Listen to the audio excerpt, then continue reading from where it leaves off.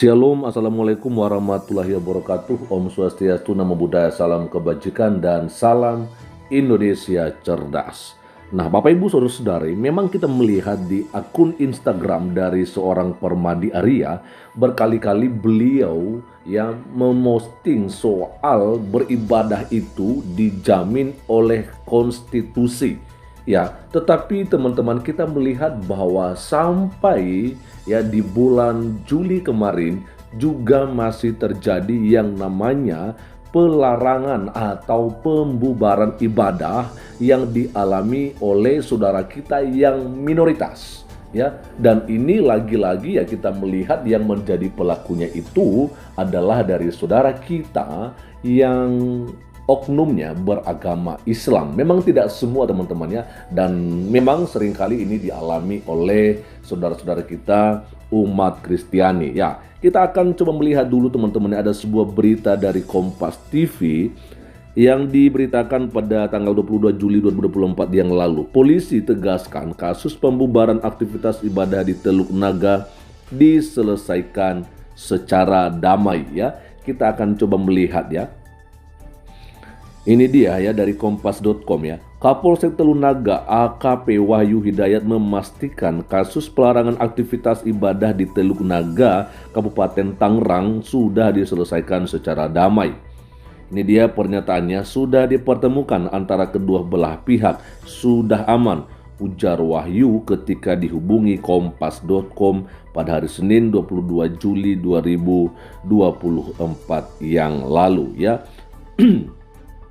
Lalu kemudian dikatakan bahwa Wahyu tidak menjelaskan secara terperinci soal peristiwa itu.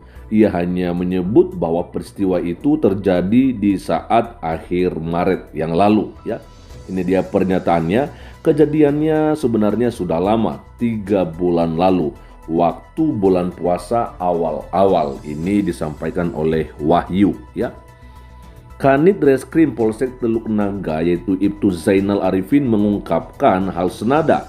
Dia mengatakan peristiwa itu merupakan kesalahpahaman umat yang sedang beribadah dengan warga dan sudah ditangani oleh Polres Tangerang Kota. Itu terkait rumah ibadah saat ini sudah ditangani di Polres, disampaikan oleh Zainal. Dan sebelumnya diberitakan video yang memperlihatkan sekelompok warga di Teluk Naga, Kabupaten Tangerang membubarkan aktivitas ibadah viral di media sosial. Dalam video viral tersebut, peristiwa pembubaran aktivitas ibadah dilakukan pada malam hari. Sekelompok pria dewasa mencecar jemaat. Mereka memprotes kegiatan ibadah yang dilakukan jemaat di lingkungan permukimannya. Kalau beribadah di luar mah nggak apa-apa, ujar salah seorang pria.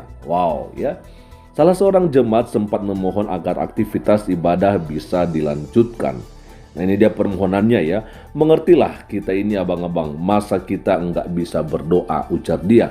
Tetapi pernyataan itu justru ditanggapi penolakan Lalu kemudian ini dia teman-teman disampaikan pria lainnya lagi, kenapa nggak Bapak beribadah di Puri saja, buka gelar di tempat Bapak Jemaat itu kemudian menjelaskan bahwa kontrak bangunan untuk ibadah di tempat yang dimaksud sudah habis masa kontraknya sehingga mereka terpaksa beribadah di rumah.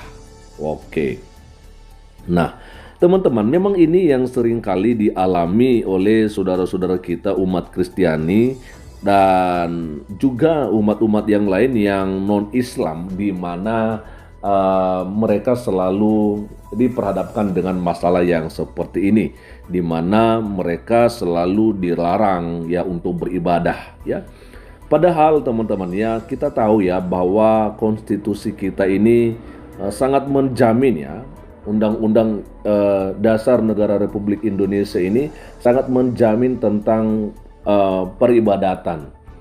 Tetapi inilah yang kita lihat hari-hari ini, banyaknya orang yang masih saja mempunyai hati yang sepertinya tertutup alias tidak terbuka, di mana mereka hanya menginginkan atau mereka hanya mengizinkan ketika mereka melakukan ibadah itu boleh dilakukan di mana saja. termasuk di rumah mereka tentunya sholat dong. Ya nggak mungkin mereka nggak sholat di rumah mereka. Atau mungkin juga beberapa acara yang biasa mereka lakukan yang dimana tempatnya itu di rumah. Ya, dan juga banyak orang yang hadir gitu kan. Bahkan sampai mungkin juga bisa berkali-kali kita melihat banyak acara-acara ya kan peribadatan yang dilakukan oleh saudara kita umat muslim ini sampai juga menggunakan jalan ya. Ada terjadi penutupan jalan. Kenapa? Karena memang mungkin pada saat itu yang hadirnya itu masalahnya banyak teman-teman ya. Nah, dan ketika mereka melakukan ya peribadatan atau kegiatan semacam itu, ya mereka ya bebas-bebas aja. Tentunya tidak ada yang melarang mereka, ya kan? Tetapi giliran saudara kita yang non-muslim melakukan ibadah yang dimana mereka melakukan ibadah itu bukan di tempat ibadah atau bukan rumah ibadah yang resmi, mereka selalu saja ya melakukan pembubaran. Mereka selalu saja melakukan gangguan ya agar ibadah itu tidak dilanjutkan begitu. Ya kan, kita melihat bagaimana yang terjadi beberapa waktu yang lalu di sebuah rumah doa ya GPDI Tarik Sidoarjo. Ya, di mana pada saat itu kita melihat bahwa kegiatan peribadatan atau doa yang dilakukan di gedung yang memang tidak secara resmi sebagai rumah ibadah, ya itu sudah lama diadakan.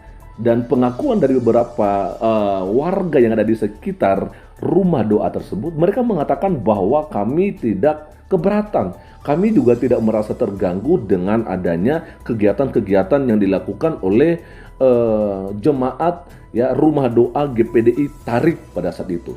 Tetapi ada saja oknum kepala desa yang pada saat itu mendatangi ya pihak gereja ya atau pihak GPDI Tarik Sidoarjo. Kemudian pada saat ya coba bayangkan teman-teman ya, pada saat lagi khotbah ya mereka mengganggu, sehingga apa yang terjadi ya mereka memanggil ya gembala sidang itu dan mereka melakukan perbincangan dan mengatakan bahwa di sini tidak boleh lagi melakukan acara atau peribadatan karena ini bukan gereja atau rumah ibadah yang resmi ya, sampai dia mengancam ya bahwa sebelum turunnya IMB maka tidak boleh untuk melakukan ibadah. Padahal ya teman-teman ya, IMB itu kan bukan diperuntukkan untuk melakukan ibadah, tapi untuk membangun bangunan ya, untuk mendirikan bangunan.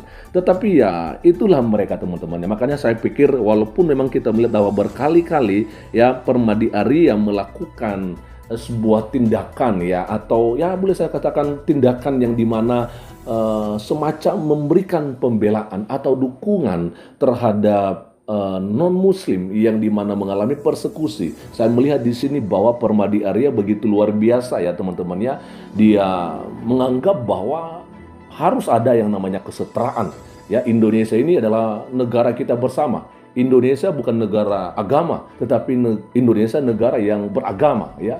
Maka itu sebabnya dalam hal ini teman-teman kita tentunya mengharapkan juga di zaman ya atau di masa nanti kepemimpinan Pak Prabowo sebagai Presiden Republik Indonesia di tahun 2024 ke 2029 ya ada ketegasan yang akan dilakukan oleh Pak Prabowo tentunya ya di bawah Kementerian Agama ya, yang kita memang melihat bahwa banyak sekali ya atau sering disampaikan oleh Menteri Agama kita Pak Yakut ya teman-teman ya, bahwa negara Indonesia ini adalah negara yang beragama. Bahkan beliau juga mengatakan bahwa dirinya bukan Menteri Agama Islam, tetapi Menteri semua agama.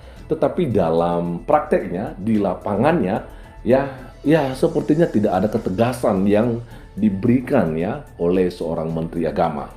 Bahkan sampai juga seorang orang nomor satu di Indonesia yaitu Pak Presiden ya Joko Widodo yang pernah menyampaikan pidatonya bahwa hati-hati loh, agama ini, agama itu, agama ini, agama itu, ya soal peribadatan, kita semua sama.